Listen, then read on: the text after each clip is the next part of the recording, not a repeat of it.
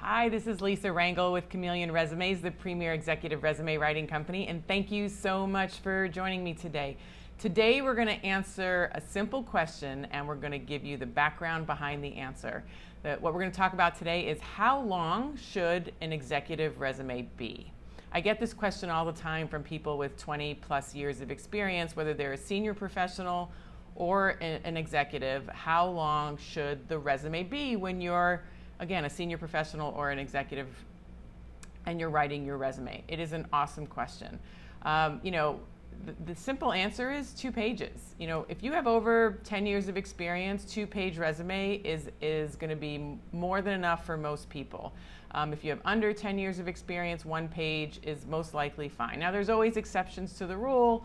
Maybe there's somebody with 8 years of experience that should have a 2-page resume, and maybe there's someone with 25 years of experience that should have 3 pages. But I can tell you that if you have over 10 years of experience, 2 pages it works literally for most of the people that we write resumes for.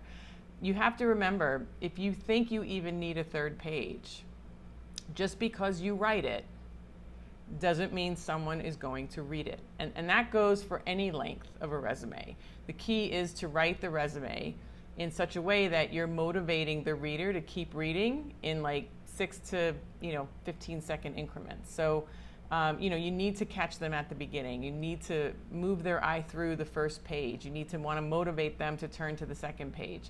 And so you run the risk of losing them the longer it is. And here's why it really needs to be 2 pages for someone who has over 10 years of experience, or our target market typically is somebody with over 20 years of experience. So first is, attention spans are just much shorter, and you need to capture their attention in that top half of the resume. That summary, the core competency, your first job, how it's titled, how your resume is titled, how you're showcasing your achievements. You need to demonstrate that you have the solution of what that prospective employer needs early on in your resume, so you motivate them to keep reading. The second reason why it should be 2 pages is I'm just a firm believer in concise writing conveys an image of clear communication. That you're going to be a clear communicator, that you're not going to be wordy, you're not going to be verbose, you're not going to be bloated and long-winded. To me, big chunky paragraphs and no white space just screams I'm full of myself and all I want to do is talk about myself, and I'm trying to tell you everything about me, so I'm cramming it all in here. And it's like a tactic that was used like 10 years ago.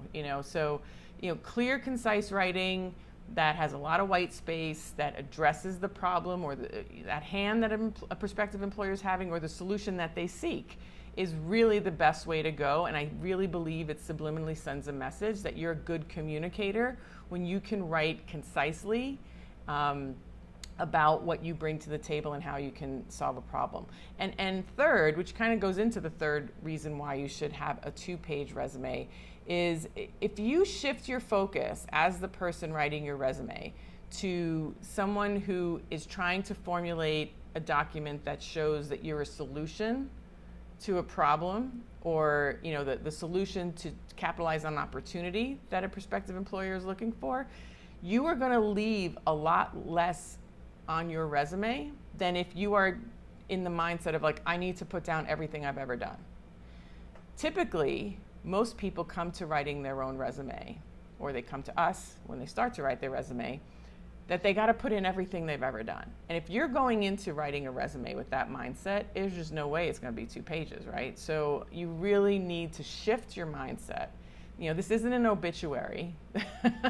This isn't, a mortgage application where you need to put down every place you've ever worked, or your credit history, or any of that, right? That's not what a resume is for. A resume is a marketing document. And you want to shift your mindset from, I got to put everything I've ever done on this resume, to the mindset of, I'm going to cherry pick what is important to showcase so I can be viewed as the solution to the problem that exists in this particular organization, or the person who's going to help them capitalize on an opportunity before them. When you shift your mindset in that way, creating a 2-page document isn't hard anymore. So that's why it needs to be 2 pages, and that's how you do it. And if you want to see some examples of interview generating resumes that we've written for our clients, come to my next free resume training. You can register in the link in the description there.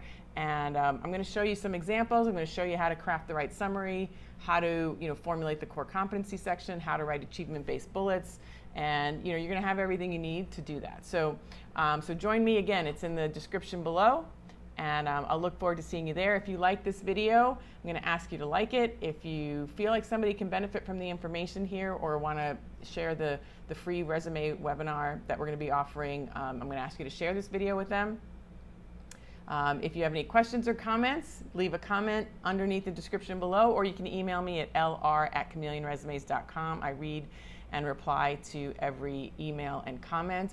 And of course, if you don't want to miss next week's video, I'm going to ask you to subscribe to this YouTube channel. So again, Lisa Rangel with Chameleon Resumes, thank you so much for joining me today, and I look forward to seeing you next week. Take good care.